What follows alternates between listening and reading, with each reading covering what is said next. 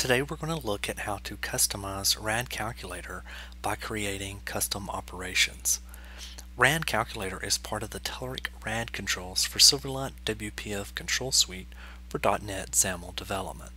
In this video we will learn how RadCalculator can be easily extended by defining custom operations that are needed in specific scenarios. We will add 4 additional buttons and define the custom operations. Let's go ahead and jump into Visual Studio 2010 and get started. So here we are, we're back inside of Visual Studio 2010. We're going to begin by creating a new Silverlight project. So I'm going to select New Project, Visual C#, Silverlight, and then Rad Control Silverlight Application. We'll just go ahead and we'll give this the name of Calculator Customize TTV for Telerik TV and press OK.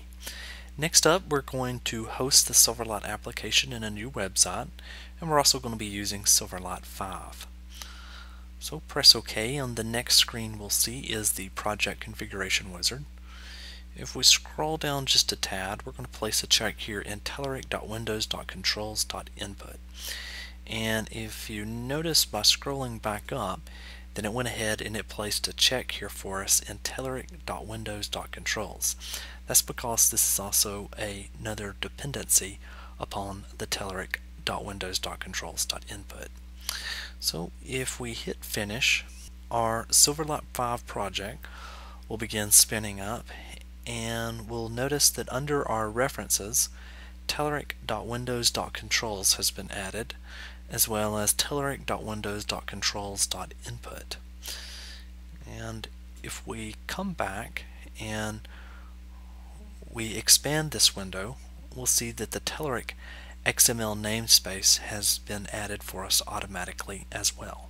So what we're going to be doing today is we're going to extend the RadCalculator with 4 additional buttons. So we're going to begin by going back to our project, right-clicking, selecting Add, and then Class. We're just going to name this Custom Operations Source. So the first thing that I'm going to do is I'm going to fix my usings to use our system and then telerik.windows.controls.calculator. So I'm going to begin by adding in Operation Source. And if we hover over this, then you can quickly see that this is going to simply represent an operation source for the calculator control. So we'll go ahead and we'll paste in a code snippet here, and we will explore it.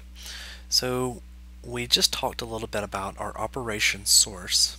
So I'm defining my first operation as power, and you can look here under our getter. We are using func that has 3 decimals, and we define the operation, and what it returns is going to be a decimal, but we're going to go ahead and we're going to use the built-in system.math class. And if I hover back over that, you can see in system.math the power is automatically built for us, so we're just using that to extend our RAD calculator. And you'll also probably notice here that we are returning a new operation. So the display trace is going to get or set the display trace that's generated when an operation is executed. The operation body gets or sets the delegate that describes the operation's logic, and then the type can be either binary, unary, or %. So if we scroll down to our next one here, it's going to be sinus. Again, we have our func with 2 decimals, and we're returning a decimal, and we're using math.sin, which of course we're using the system.math, and this is going to return the sin of a specified angle, and then again we're returning our new operation. We can scroll down in cosine. We're doing the same thing, except for we're using our math.cos, which is going to return the cosine of the specified angle. And then last, for tangent, we're going to be using our math.tan, which is going to return the tangent of the specified angle. So now that we've added in our custom operation source, The only other thing that we're going to need to do is to go back to our main page.xaml. So I'm just going to go ahead and I'm going to expand this where we can see it a little bit better. So I'm going to begin here by adding in another XML namespace. We'll just go ahead and clean that up a tad, and that's going to be called Telerik input. That's going to map to our telerik.windows.controls.input, and then I'm going to go ahead and define the local XML namespace, and that's simply going to be our calculator customized TTV. To begin, I'm going to come right before my grid and I'm going to paste in some user control.resources that I've already built here. So let's just take this from the top. So inside of our user control.resources, the first thing I've added is a key that gets me to our custom operation source that we defined just a little bit earlier. Then I'm going ahead and I'm setting up some colors, and we're not going to talk about this as much, but these are just some colors that I decided to use for this sample. Again, you can download the source code if you want to look at some of the styles. So if we scroll down a little bit, I'm going to use the Telerik built-in Boolean to visibility converter, and then of course we're going back and we're setting some styles. So if we scroll down again, setting another set of styles, this time calculator display value style. And then we begin getting into our control template. So this control template is going to be our target type of our RadCalculator. So everything that's displayed inside of the RadCalculator is actually defined here. And the reason that I've listed all of this is that if there's certain buttons or certain things that you may want to change with the RadCalculator, you can do them by coming back into this control template and editing it the way that you want it to look. We're going to scroll down just a tad bit here, and we're going to get into a couple of our grid.row definitions and grid.columns. So this is where you're going to begin seeing some of the functionality that we're adding in. So the custom function buttons are listed here for sine, cosine, tangent, and power. And if we scroll over just a tad here, you'll see that we've mapped them to several commands.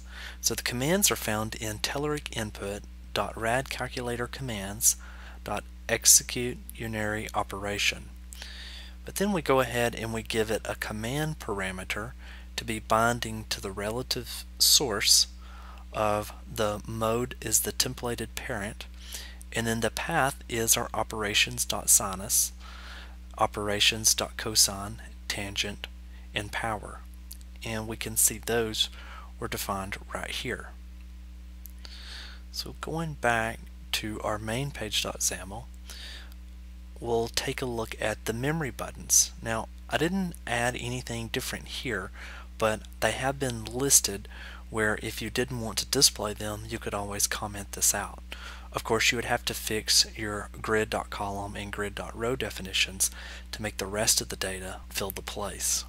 These are all mapped to commands as well, and here are the commands. As you can see, Telerik RadCalculator commands.memory clear, etc. If we scroll on down, we can start looking at some of the operation buttons. So the operation buttons is from everything from deleting, clearing, clear everything, and so forth. And then finally, we've just added in the numeric buttons. And the numeric buttons here, they're all mapped to just this command of Telerik RadCalculator commands.update input with just a command parameter of whatever the button number is. So the only thing that's going to be left to do is to come back down, and we talked very briefly about our style, and the style I have set as a target type of Telerik RadCalculator. I'm defining the template as our RadCalculator template, the background, border brush, and a couple of other properties. So if we come underneath our grid here and we type in Telerik RadCalculator, we'll just go ahead and give this a height, and we'll finish up by setting operations equals to a static resource of operations source, and close out the tag here. And I'm also going to go ahead and I'm going to set, for cosmetic purposes, I'm going to go ahead and I'm going to set the background to an Alice blue. So if I run the app now, we'll see we have a fairly nice looking calculator on the screen. Just go ahead and clear everything. We can do the cosine. We can also check out tangent. So I hope this video helped. Please tune in to tv.telerik.com for more videos and check out blogs.telerik.com for the latest news and announcements. Thanks again.